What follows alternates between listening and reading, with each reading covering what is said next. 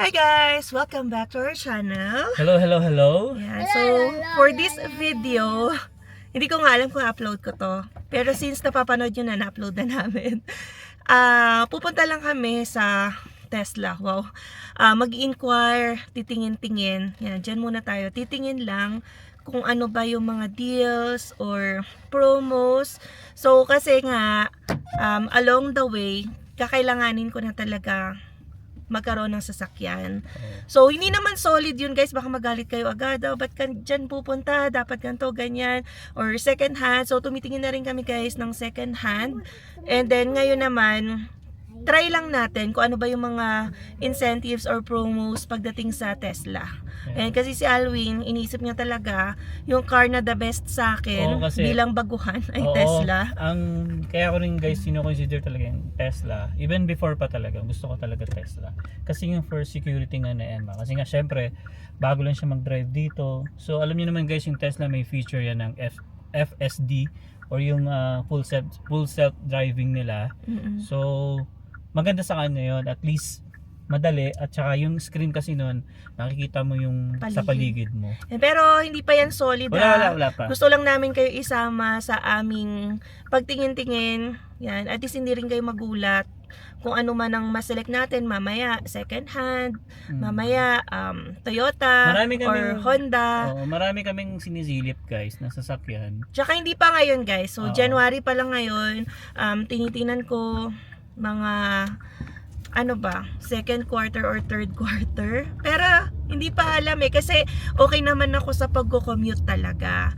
So, syempre, kung major financial decision yung gagawin mo, dapat maaga pa lang pinag-aaralan mo na yung mga options. So, sabi ko nga rin kay Alwin, tingin rin kami sa Jeep. Kasi doon naman 0% yung mga financing compared sa yung other dealership. Ang tataas ng mga interest rates. Tayo na lang dito, di ba? Oo, so medyo mataas yung interest rate namin 7%. Dito. Kaya sabi ko, maganda siguro i-consider din yung mga 0% deal sa Jeep. Yan, kasi meron din akong ka-work, nakakakuha lang brand new ang Jeep, and ang ganda rin kasi nasakyan namin, so ang ganda ng experience. Hindi lang Jeep ang zero yung ngayon. GMC, Ford at saka Ram. Yes. Yan, sila yung mga So umpisan lang muna namin sa Tesla. So along the way, visit pa tayo ng dealership. Kasi kapag second hand naman, makikita lang din naman namin yan sa mga marketplace, ganyan. Hindi na namin kayo masasama doon or hindi na namin mabavlog. So, ang mabavlog namin yung pagbisita sa mga dealerships. Kaya kasi naisip din namin guys, dumaan ng Tesla kasi nandito si Mojus. Andito lang kasi halos katabi lang, parang 3 minutes nga lang. Yan. So, kakatapos lang kasi namin mag-renew ng vehicle registration. So, dito kasi every year, or depende kung ano yung i-select mo. Pwede rin 2 years mong renew yung vehicle registration. Higher fee lang din yon. So, inisip namin 1 year lang muna. Yan, kasi maraming pwedeng mangyari, di ba? Kaya, yan, $100 ang aming binayad kanina. Taas sila ngayon. Yan. So, guys, samahan nyo kami sa Tesla. So, guys, ito na yung Tesla. Lapit lang talaga sa pinanggalingan natin. Kaya, naisip na rin nating daanan. So, from time to time, visit tayo ng mga dealership. Tatanong lang, yan ang mahirap sa tanong-tanong Pero at least educate tayo, nalalaman natin kung ano yung meron, maganda ba to kunin or hindi pa kaya, yung mga ganun ba. So, ayan guys, Tesla tayo. Pala ito doon sa kabila. Oo, feel ko dapat. Yun yung Cybertruck nasa kabila. Feel ko nandun nga sa kabila dapat ka nag-park. Ayan. Kasi mga dito Sa kabila nga. O baka doon. Guys, so nag-park lang tayo. Medyo mahirap mag-park dito. Kasi tinan nyo naman, puro Tesla yung mga nandito sa labas. Noong nakaraan kasi, nung pumunta kami dito, yung unang punta namin, dito lang kami naka-park. So, feeling ko naman, pwede naman din. Dami, puro Tesla. Ito, iba. Ayan. Ano tayo dito?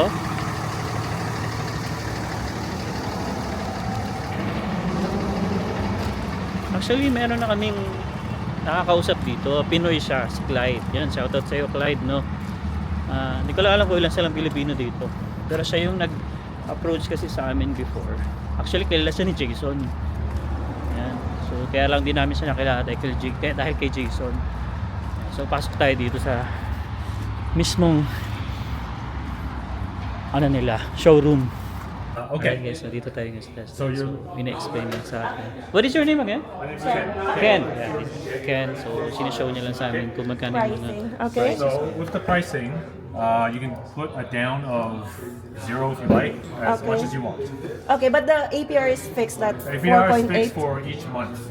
So Okay. next month will be a different APR. I'm not sure what it is. They'll tell us. Like when was the last time it's like went like 1 or 0.99? I guess I read that somewhere. 499, that was last Yeah. year. Yeah. long time. Long Yeah, I guess I read that Sayang yun, ah. Last somewhere. year. Yeah, it doesn't happen too often.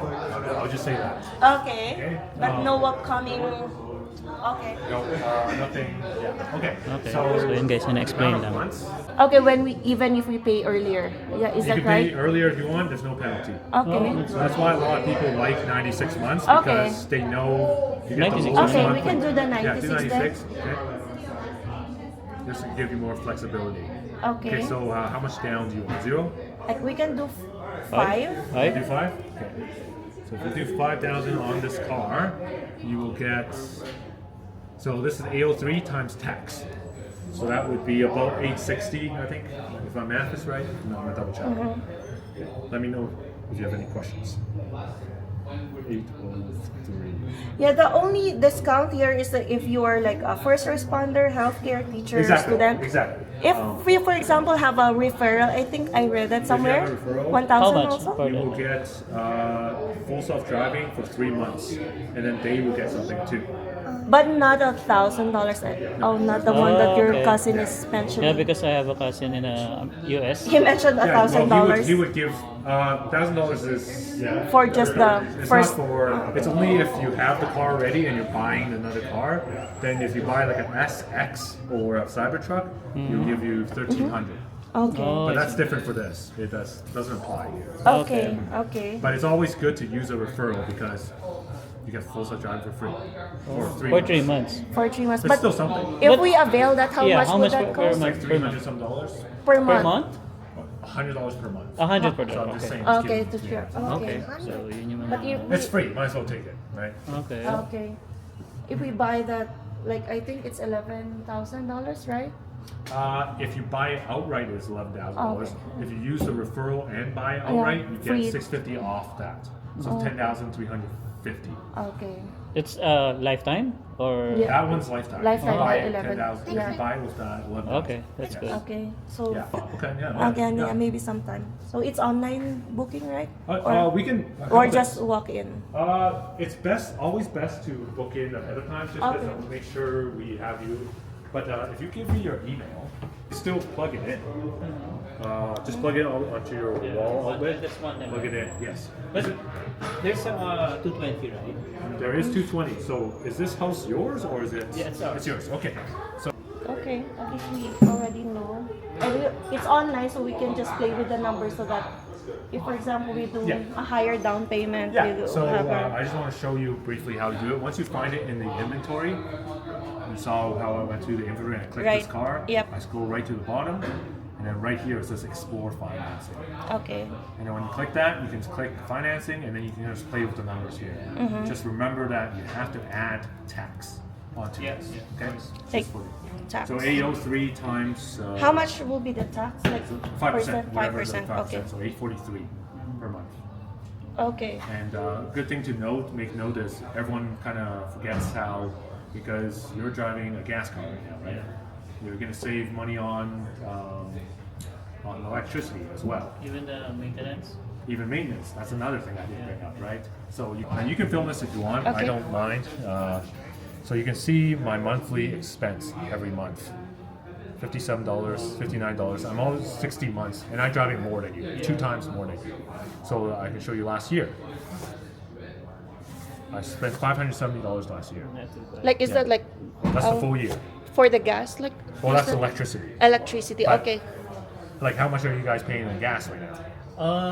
200. Maybe I get 200 a 250 month. a month. $250 a month? Yeah. So in about 3 months, I would have my full year of gas. Mm-hmm. And then that other 9 months, right? Does that make sense? The rest are Yeah, that's why I'm somehow saying there's a lot of savings. Yeah, there's a lot of hidden savings outside of just this. Okay, Yeah, that's there's good. maintenance. Is yeah. that all-wheel drive? This is all-wheel drive. Okay, Yes. that's good. Maybe yung the maintenance na pa or car. No, we don't have maintenance for that one. Okay. Yeah, We not need nearly only, as I think, water. So basically, what you need is the washer fluid. Yeah. Yeah, you have to look at your. Do you change your own tires or? No. No. Okay. Well, For the default tire, what is that? Let's say we buy a car they come in all seasons. all season. Yeah. So a Okay. lot of people like to get a second set of Uh-huh. winter tires. Oh, okay. Up to you. Some people drive in all seasons. Yeah, me also. Oh, if you do that too, yeah. The car is actually really good with all seasons. Yeah. Yeah. But obviously, winters is always better. It's just physics. Yeah, like I said, we only have only 15 kilometers 15 one way. kilometers, yeah. So It's- maybe 30 kilometers. 30 kilometers. That's not too bad. Your charging will be just fine. Yeah. Okay. Yeah. Any question like? I don't know. Everything is there. No maintenance. Yeah, no Yeah, so maintenance. maintenance-wise, I'll tell you, we recommend coming in once a year. Yeah, but usually they just check on suspension, check on just the brake pads. Yeah, So- brake pad. But so guys, ito, yun nga, maganda talaga dito, no maintenance talaga eh. All-wheel drive. Yeah, all-wheel drive na. Yeah, so ito ay Model 3 to. Pero ito yung namin, Model Y. Yeah. Yun lang. Then ito yung, oo nga, sabi mo kasi red eh. 2,600. Oo nga eh, mag-add ka eh. Pasok ka. Pangtako. Ito si Clyde. Hi, Clyde. Oh, ayan. Bumalik kami. Ha? Pwede po. Bumalik kami kasi nga, wala, napapaisip na to. Opo. Ayun, nagtanong kami nung ano. Wait lang, Clyde ha. Sige lang po kayo. Oh. Wow. Ganda ng red, no? 2,600. Oo nga, may additional eh. Okay na ako sa black. Charot. Itaya mo na Tinan mo sa lang, loto. tinan mo lang. Ano, Tinan mo yung ano, seat. Kasi last time si Alvin na yung Oo. test drive. Tapos, syempre hindi naman ako magpapamabilis. Mabilis yung tinakbo mo. Hmm. Ayan, ganda ng loob, no? Yung Tesla. Tapos tinan nyo naman yung taas. Wow. This is Model Y. 2026. 2026 to, Clyde? Nice. No, come on. Ganda. Bibili niyo rin po with FSD. Sabi niya, pagka ano daw, may referral, 3 months ba? Oo, kasi yung pinsan ko nasa US, binigyan niya ako ng link. Ah, okay po. So may 3 months na libre na full self-drive.